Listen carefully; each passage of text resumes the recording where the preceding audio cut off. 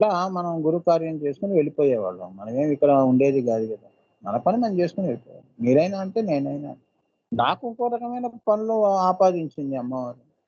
మీకు ఇంకో రకమైన పనులు ఆపాదించింది. అందరూ కూడా దైవ పనులే చేస్తున్నారు.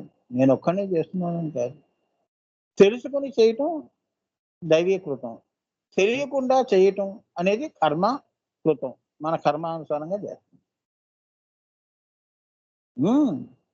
తెలియకుండా కూడా దైవ పనులు చేస్తారు కొందరు. ఇప్పుడు రాముడు చేయలేదు. రామావతారంలో తాను అవతార పురుషుడని తనకే తెలీదు. అవునా?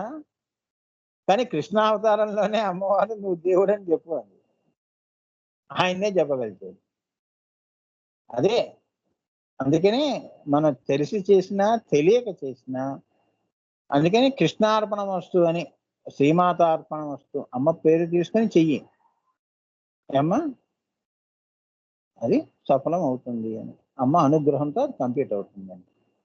ఇక అమ్మ దయ ఉంటే మనకింక ఆరోగ్యం గాని, ఆయుష్ గాని ఆ తల్లి చూసుకుంటుంది. నీకెందుకు టెన్షను? నీకెందుకురా నేను చెప్పమని చెప్పాను. అంతే నా మాట. ఈ నామాలకి 20 సంవత్సరాలు పట్టిందనుకో, 40 సంవత్సరాలు ఇస్తాను చెప్పు అంటుంది. నీకెందుకు అవన్నీ? ఇప్పుడు డ్యాడీ ఏమంటాడు? అది కొనుక్కొని చాలా కాస్ట్‌లీ నీకెందుకురా పోయి తెచ్చుకో పో నచ్చితే.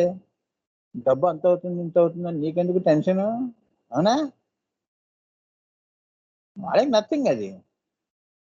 అట్లా అన్నమాట. అందుకే గురువుగారితో కూడా అన్నీ చేయించుకుంది. మరి మనతో ఎన్ని చెప్పించుకుంటుందో మరి ఆ తల్లి దయ. వాగర్ధ యోగ సంపృక్తౌ వాగర్ధ పతిపతయే. వాళ్ళు ఎలా చెప్తే అలా చేస్తాం. వచ్చేయి అంటే వెళ్ళిపోతాం. ఉండురా అంటే ఉంటాం. అదే నా పద శివ పదం. అదనమాట. ఏమ్మా? సో, ఇంకొక నామం 2 నామాలున్నాయి చెప్పుకుందాం. సో, 2 సమపదములు, సమరస సమలీనములు. శివుడు తానే, శక్తియు తానే. వీరిద్దరికి కూడా కించిత్ భేదం లేదమ్మా. మనకెప్పుడు భేదాభిప్రాయాలేగా మనకి భూమి మీద. ఎందుకు దేవతల్లో కూడా ఈ కీచులాట ఉన్నాయి. అవునా? దేవతల్లో కూడా సంసారాలు చేసే దేవతలున్నారు కదా! వాళ్ళల్లో కూడా కీచులాట ఉంటుంది. అంతేగా? అది ఏ సమపద అంటే శివశక్తి స్వరూపిణి అని. అలానే 4వ నామము విషమ పద. మహాపద్మాటవీ సంస్థలో విషమ. హ్మ్. 4వ గుప్తనామం. శివశక్తి మరల 3గా విభజించటం. 3ని 8 చేయటం. 8ని 2 దశారములు హ్మ్. చేయటం. ఈ రకంగా వెళితే ఇది విషమ పద. అంటే నవావరణ లక్షణం కలది అని. ఏమిటి ఈ విషయం? శివపద అంటే ఏమిటి ఆ విషయం అండి? ఏమిటామె అమ్మవారి యొక్క గొప్పతనం అంటే, వారు ఒకటై, రెండై, మూడై విషము. విషయం ఉంది. విషమ పద. విషయం పెట్టుకొని కిందకొస్తున్నారు. మనమేమిటి? మనం ఎలా వెళ్తామంటే దారి తెలీదు, తెన్ను తెలీదు. ముందు రోడ్డు మీద పడిపోతే చాలని. వాళ్ళకి విషమ పద. అలా అష్టకోణ చక్రమైంది. దశారా అంటే ఏమిటి? ఇదే మన అంటే అహంకారాకాశ, తన్మాత్రాకాశాలు కింద లోకాలు, భూపుర త్రయాలు, మానవ కోటి, ఓంకారము నుంచి. ఇదంతా విషమ పద. బిందువు నుంచి ఇక్కడి దాకా కూడా విషమ పద. ఆ మార్గం అది. అదియే పెట్టుకొని వచ్చారని. చాలా విషమ పద అంటే అది. చెప్తే ఇలా చెప్పాడు భాష్యం. అది అమ్మవారు పలికించడం. అర్థమైందా? ఎవరికి ఇది తట్టుతుంది?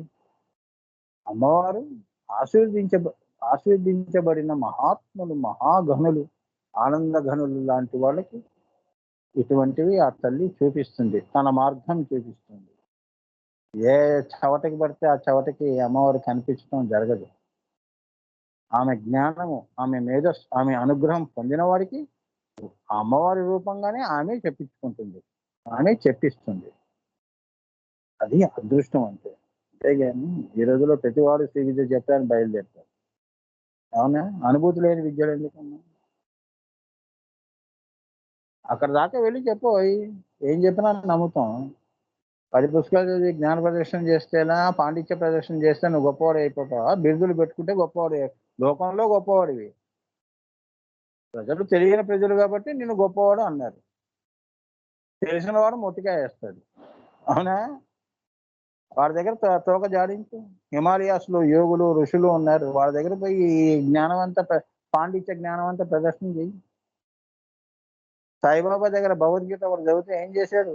ఆయన చదివాడా సాయిబాబా? ఆయనే చెప్పాడు కదా శ్లోకాలు. అది. అదే ఆంజనేయ స్వామి మీద గుప్పి గంతులు వేయటం అంటే ఇది.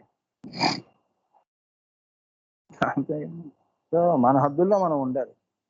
అందుకనే మీ గురువుగారు వినయ చక్రాన్ని పూర్తి చేయమన్నారు. వినయంగా ఉండండి అన్నారు. మాకు పోయేటప్పుడు మాకు చెప్పింది.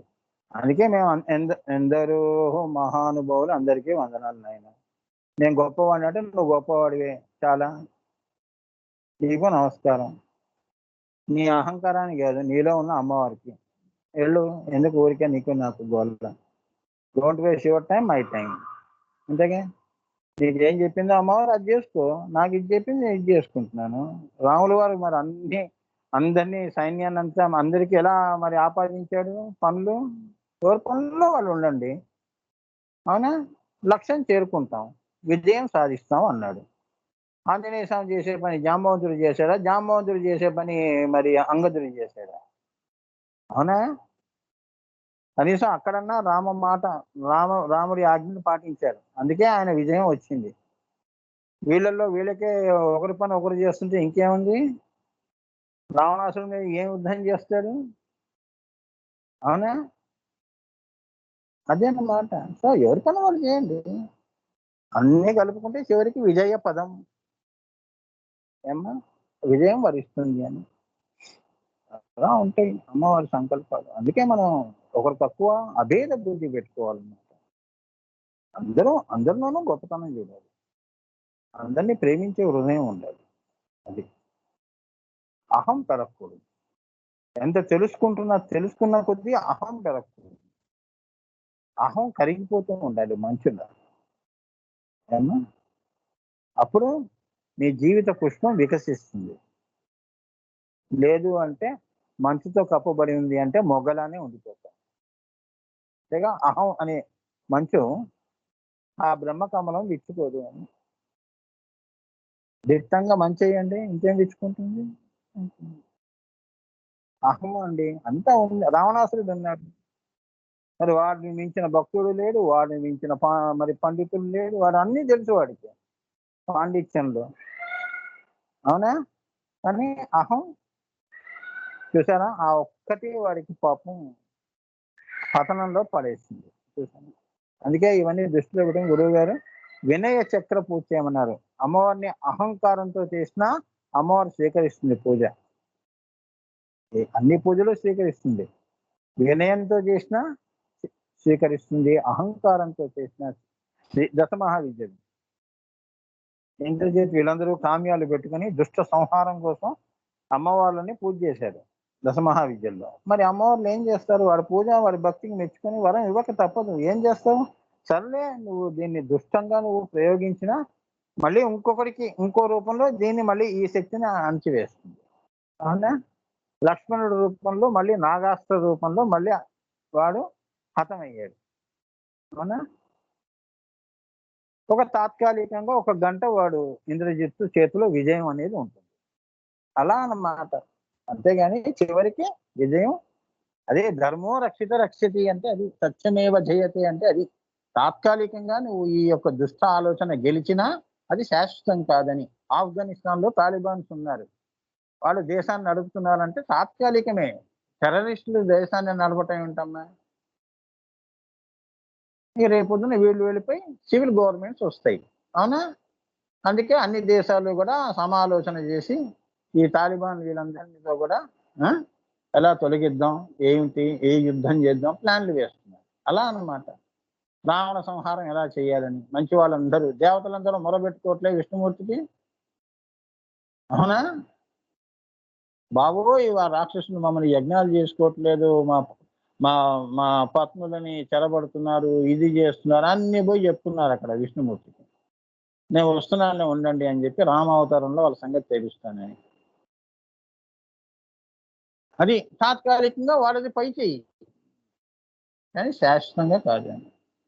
ఇంత ఆలోచన చేయాలమ్మా. చేస్తే సమపద అనేది తెలుస్తుంది. లేకపోతే ఏం తెలియదు. విషమ పద అంటే అది ఏంటి విషయం? సృష్టి ఎందుకు చేసింది అమ్మవారు? తన లీలా విన్యాసం కోసం. అదే ఎక్కడి నుంచి ఉంది విషయం అంటే, శ్రీ విద్య ఎక్కడి నుంచి ఉంది? పరాశూన్యం నుంచి ఇగో మీ వరకు. ఇదే సనాతనము. ఇందులో మతం ఎక్కడుంది? కులం ఎక్కడుంది? ఏం ఎక్కడుంది చెప్పండి? సనాతనము అన్నామంటే నీకు మతానికి అతీతంగా వెళ్ళిపోయావని. ఆ విద్యను ఇవ్వండిరా అంటే అది ఇవ్వరు. మతానికి మతం అనే మాయలోనే ఉంచి నువ్వు అది చేస్తే నీకు ఈ శిక్ష, దేవుడు మెచ్చడు అని చెప్పేసి భయపెట్టి 4 గోడల మధ్య పెంచటం. వారి మతాన్ని వాళ్ళు అలా కాపాడుకోవటం. ఏదైనా గాని మతం. మతం అంటే అదే. నీ బుద్ధి ఎదగనివ్వరు. మూఢనమ్మకాలు పెంచుతారు. అందుకే పశువులతో సమానం ఆ మనుషులు. ఏమ్మా? విషమ పదం.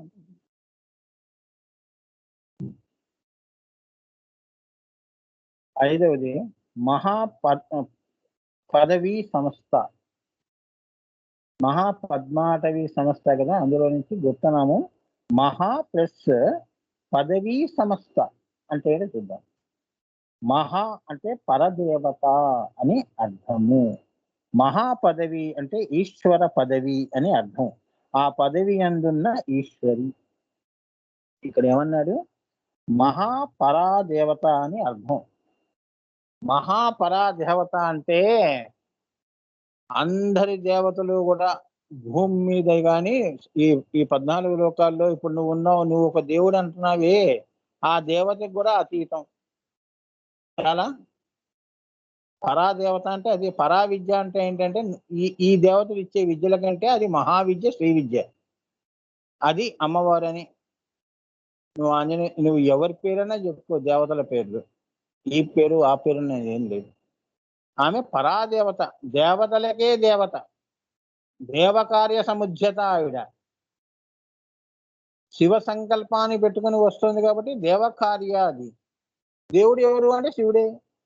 శివుడి సంకల్పమే పెట్టుకుని వస్తుంది కాబట్టి దేవకార్య సముజ్యత ఆ తల్లి. అందుకే ఆమె పరదేవతాయై నమః అన్నారు. అమ్మా, అందరు దేవుళ్ళు కూడా కొలిచే దైవం అని. మానవులే కాదు, కిన్నెర కింపురుష దేవతలు గాని, పితృదేవతలు గాని, ఎవరైనా సనత్ కుమార సనజ్జాతీయ అష్టకోణ పైన ఉన్న అవ్యక్తాకాశం బ్రహ్మ విష్ణు మహేశ్వరులు కూడా, పంచబ్రహ్మలు కూడా కొలిసే దైవం లలితా పరాభట్టారిక. ఆమె పరాదేవత అంటున్నారు. అర్థమైందా? పరదేవత అంటే అది. మహాపరదేవత అని అర్థం. మహాపదవి అంటే ఈశ్వర పదవి అని. మరి అంత పరాదేవికి ఈశ్వరుడు ఎవరు? ఈశ్వరుడు అంటే సృష్టికి మూలం. ఆ పదవిలో కూర్చున్న తల్లి అని ఈశ్వరీగా, ఆయన సంకల్పంలో కలిసి ఉన్న తల్లి అని. అదే ఆమెకి పదవి. భార్యకి భర్త హృదయం అంతా తాను నిండి ఉండటం ఆమెకి పదవి. అంతేగా? అదనమాట పదవి అంటే. అదనమాట ఈశ్వరుడు అంతా కూడా తానే నుండి ఉన్నది ఈశ్వరి.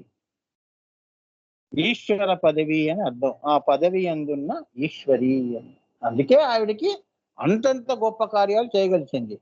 విషమ పద, శివ పదము, మరి బిందువు నుంచి సృష్టి దాకా చేయటం అంటే సామాన్యమా అమ్మా? మనం ఏదైనా పని చేయాలంటే 10 మంది సహాయం కావాలి. ఆమె నిరాధారలోంచి ఆధారం అనే శ్రీచక్రాన్ని బయటికి తీసిందంటే ఎంత గొప్ప తల్లి. మహాటవి అంటే కుల అకుల మార్గమంతా కలిపితే మహాటవి అవుతుంది. సో కుల మార్గాన్ని పద్మాటవి అంటారు. మన కులాలు పద్మాలు, పద్మాటవి అన్నమాట. అకుల మార్గాన్ని అంతా కూడా మహాపద్మాటవి అంటారు.